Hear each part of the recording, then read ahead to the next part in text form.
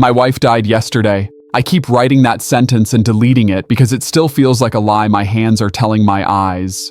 Yesterday sounds temporary, like a storm that will move on, like something that still belongs to the calendar, not to my bones. But she died. And the thing that keeps replaying, louder than the machines, louder than the prayers, louder than the silence afterward, is one sentence I said to her. One careless sentence. One tired sentence. One sentence that felt harmless at the time. I wish I hadn't said it. If you're watching this and someone you love is still alive, I need you to stay with me. Not because I want your sympathy, not because I have answers, but because there is a moment coming for all of us when the words we didn't choose will matter more than everything we built. And I don't want you to learn this the way I did. The last normal morning, yesterday morning, started like so many others. Ordinary, almost insultingly ordinary. The light came through the blinds in that pale, forgiving way it always does. The kind of light that makes you believe the day might be kind to you if you don't rush it. She was already awake. I could hear her in the kitchen, moving slowly, carefully, like someone negotiating with their own body. She had been sick for a while, not the dramatic kind of sick, the quiet kind, the kind that rearranges your life in small, humiliating increments. Fewer walks, more chairs, longer pauses between sentences. But yesterday morning, she smiled at me, a real smile, the kind that lifts one corner of her mouth first, like it's testing the idea before committing. "Coffee?" she asked. I said yes. That was the first mistake of the day, not the yes, but the way I said it. Distracted, half-turned, already thinking about emails, bills, obligations that felt important only because they were loud. We sat at the table we bought 32 years ago. The table that has survived moves, fights, reconciliations, and the slow erosion of time. The table where we raised children, planned vacations we never took, and apologized for things we didn't know how to fix. She wrapped both hands around her mug. I noticed, briefly, how thin her fingers looked. I noticed, and then I moved on. That's how it starts. The sentence. She asked me a question, a simple one. "Do you think we'll ever get back to normal?" I didn't look at her when I answered. I said, "I don't know. Let's not do this right now." I didn't yell. I didn't curse. I didn't say anything cruel by the usual standards. But I closed a door. I said it with the voice I use when I'm tired of being needed. The voice that says, "Not now, not today, not you." She nodded, just once.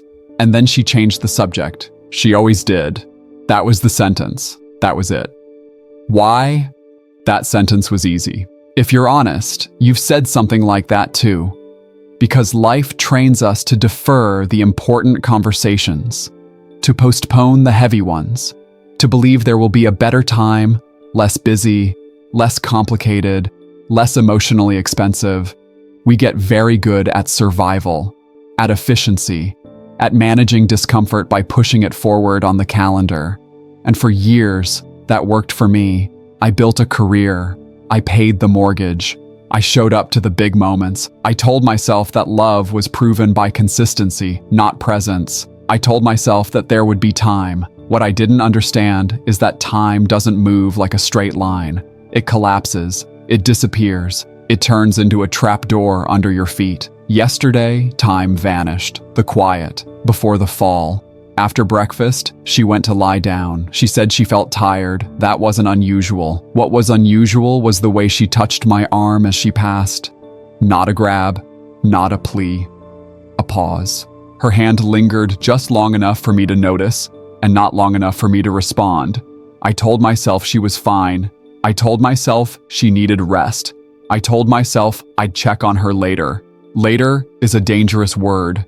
I answered emails. I paced during phone calls. I complained out loud to an empty room about things that will never matter again. Then I heard the sound. If you've ever heard it, you know what I mean. Not a crash, not a scream, a silence where a sound should have been. I found her lying on the bed, eyes closed, breathing shallow. I said her name like it was a question I didn't want answered. The next hour is a blur of hands and voices and instructions I followed without understanding. I remember holding her hand in the ambulance. I remember telling her she was going to be okay. I remember wanting to take back one sentence, just one. The moment I lost her. At the hospital, they moved fast, too fast and not fast enough. There was a point, there's always a point, where the room changes, where the energy shifts, where hope stops pretending. A doctor spoke to me gently, the way people do when they're about to change your life forever. He used careful words, he avoided absolutes, he gave me just enough space to collapse without actually falling. She was gone. I kissed her forehead. It was already cooling. I told her I loved her.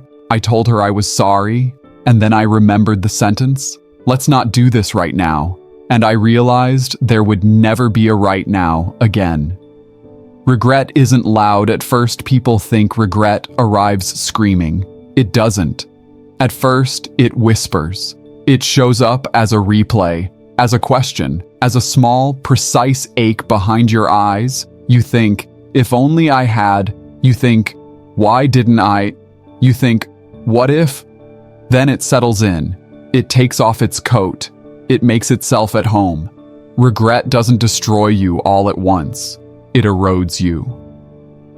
What that sentence really meant. I've had time, too much time to think about that sentence. Let's not do this right now. What I meant was, I'm tired. What she heard was, your fear is inconvenient. What I meant was, I don't have the energy. What she heard was, you're alone in this. What I meant was, I need a break. What she heard was, I'm not strong enough to face this with you. We rarely mean the damage we do, but intention doesn't erase impact. The culture that taught me to say it. I didn't invent that sentence. I learned it. I learned it from a world that rewards productivity over presence. From a culture that treats emotional availability like a luxury item. I learned it from workplaces that praise endurance and mock vulnerability. From years of being told, explicitly and implicitly, that my value was tied to how much I could carry without breaking. So when my wife asked me a question that required me to slow down, to feel, to confront uncertainty, I defaulted to what I knew. Delay, deflect, defer. The tragedy isn't just that I said it. The tragedy is that it felt normal. The illusion of later. Later is the most dangerous promise we make. Later assumes continuity. Later assumes health. Later assumes that the people we love will remain available, unchanged, waiting. Later is a lie we tell ourselves so we don't have to show up fully today. I lived on later. I thought there would be another morning, another conversation, another chance to say, I'm scared too, but we're in this together. There wasn't. The weight of what remains. The house is too quiet now, not in a peaceful way, in a way that presses against your ears. Her shoes are still by the door. Her book is still open to the page she'll never finish. Her side of the bed smells like her shampoo. Every object is a witness, and every witness is asking the same question. Why didn't you stay in the moment when it mattered? What I wish I had said I've rewritten that morning 1,000 times. In my better version, I look at her. I really look. I say, I don't know if we'll get back to normal, and that scares me. I say, I'm tired, but I don't want to shut you out. I say, if this is our new normal, we'll face it together. I say, talk to me. I don't know if it would have changed the outcome, but it would have changed me. Love isn't measured in grand gestures. We're taught that love is proven in big moments. Weddings, anniversaries, sacrifices that make good stories. But love is mostly proven in small, uncomfortable seconds, in staying present when you want to escape, in listening when the question doesn't have an answer, in choosing connection over convenience. I failed that test yesterday, not because I didn't love her, but because I forgot that love requires participation, not just intention. If you're still here with me. If you've made it this far, thank you. I know this isn't easy to listen to, It's not easy to say. But I'm not sharing this to punish myself or to perform grief. I'm sharing it because somewhere, right now, someone you love is asking a question you're tempted to postpone. And I want you to hear this before it's too late. You don't need the perfect words. You just need to stay. The myth of emotional readiness. We wait to feel ready. Ready to talk. Ready to feel. Ready to face what's coming. Readiness is another illusion. You don't become ready by waiting. You become ready by showing up imperfectly. I thought I needed more energy, more clarity, more time. What I needed was courage. What death clarifies. Death has a brutal way of simplifying things. It strips away the noise, the schedules, the false emergencies. What's left is painfully clear. The conversations you avoided, the apologies you delayed, the love you assumed was understood without being expressed. I see now how many times my wife reached for me, not dramatically, not desperately, but gently, and how often I was elsewhere. The sentence you're carrying. We all have one, a sentence we said too quickly, too defensively, too selfishly, a sentence that seemed small at the time and massive in retrospect. Maybe yours hasn't detonated yet. Maybe you still have time. If you do, please, use it. This is not about perfection.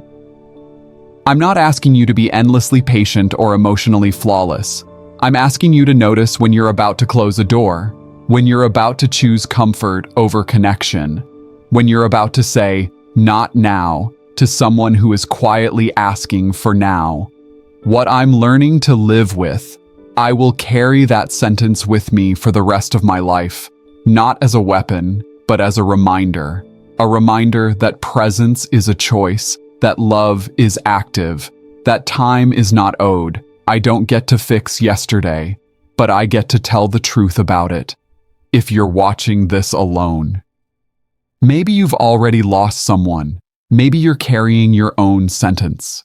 If so, you're not broken. You're human. Regret is not a verdict. It's an invitation to live differently with the time you have left. The only thing I know for sure, I don't know what comes after this. I don't know how long grief lasts. I don't know how to rebuild a life that was shaped around another person. But I know this. If I ever get the chance to be asked a hard question again, I will not say, "Let's not do this right now." I will sit down. I will look up.